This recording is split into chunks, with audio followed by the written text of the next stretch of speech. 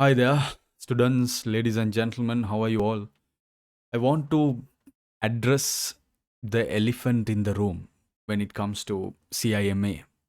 Something that I have personally had a discussion with many students, but something I probably should have spoken about a long time ago, but I kept pushing it and never really confronting it because of the tendency I feel that it would discourage students. But something really nice happened. Recently, I released a video called Why Are You Doubting Yourself? Right? And I tend to talk about that much. And I don't like it when people doubt themselves much, or rather at all. And a response I got to that, I'm going to read it. We are doubtful. Then this is from a student, right? It's coming from a student. We are doubtful because CIMA makes life difficult. We study hard and diligent, and then when CIMA marks us on scaled scores, we fail with no real explanations. The constant failing, even though we know a syllabus inside out, is discouraging. I abandoned CIMA at the final stage and started and finished another highly recognized qualification in less time. Actually, mashallah, my congratulations to that particular student. And I'm really proud of her for being able to, get this done, get this other qualification done. But the elephant in the room is what she said. And it is so true because, especially when it comes to OTQ exams, right? Objective test questions, since CIMA switched to this model. And trust me, it was something that was contested heavily by um, recognized tuition partners, right?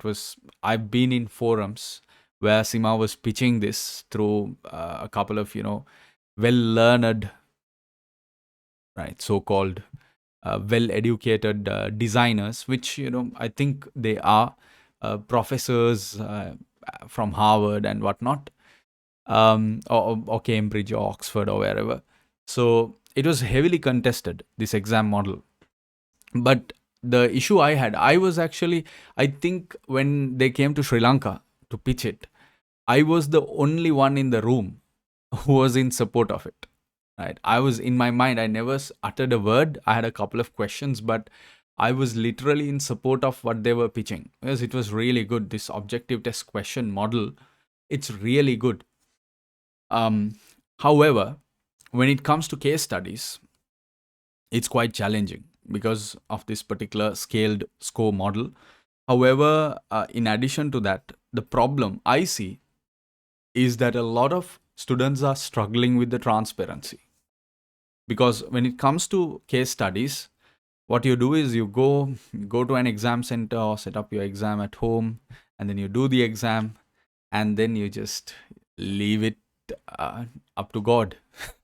Now, you never know what's going to happen with it. I've heard plenty of cases of, various stories to students telling me they did really well but failing, students telling me they did really well on, getting that result, students telling me that, they didn't perform at all, and, students who have come to me and, we've started working on the next iteration of the exam, but finally they get the results and they're also surprised, like they know really well, they know to themselves that they didn't do well. Then, like, they're so sure, but the result is pass. It has happened so many times. So, you know so you can understand the dilemma of coming out and saying something like this, publicly.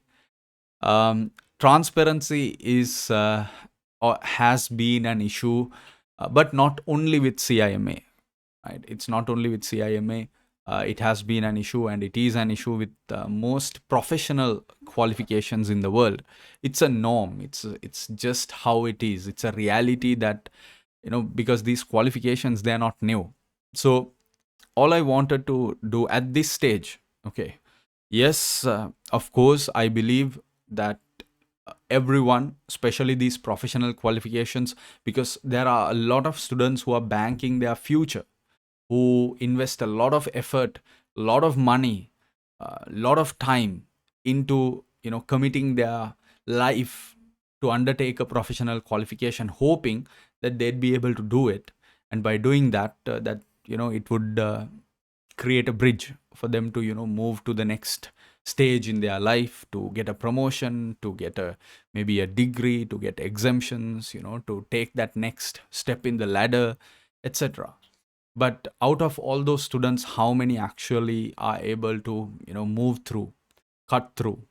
And that number is big. But is the system entirely fair? To that, as someone who has been associating this qualification and many other professional qualifications, I can tell you that none of these systems, you can say that they are completely fair. Especially when it comes to the matter of transparency, they're quite weak. However, my dear students, my dear candidates and learning partners, I must tell you, the ugly truth is that this is how the system is built. So if we want to change this system, I think we should. And down the line, I think the conversation about transparency has to be bigger, has to be louder.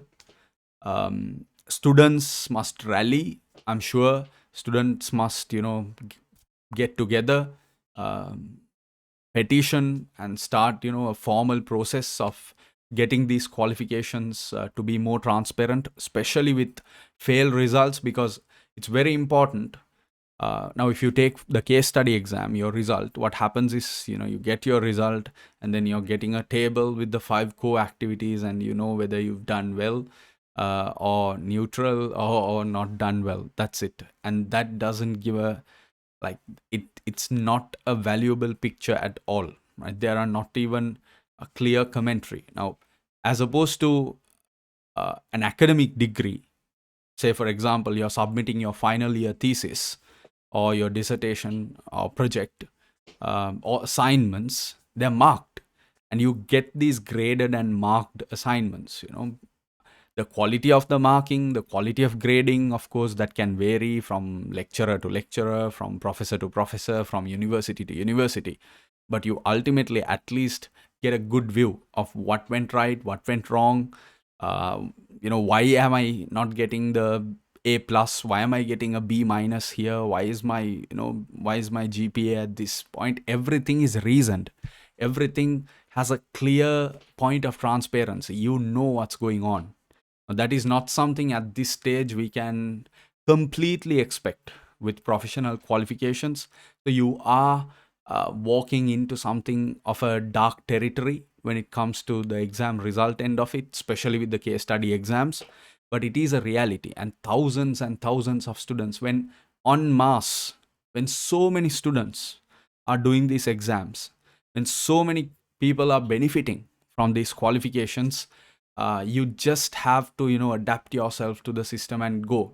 So the only thing I would say, or I would recommend, is you have to be wise in your choice. If you're undertaking a professional qualification, you must have a good understanding about yourself and about whether you're someone capable of getting through it, and whether it is something that you would enjoy in the process. If not, then perhaps, just like this particular student who had abandoned CIMA but got another very highly recognized qualification in lesser time, she made a right choice. She picked the right decision or the right qualification. So it's always, I've made a video about this before. I've always talked about how important it is to choose the correct qualification.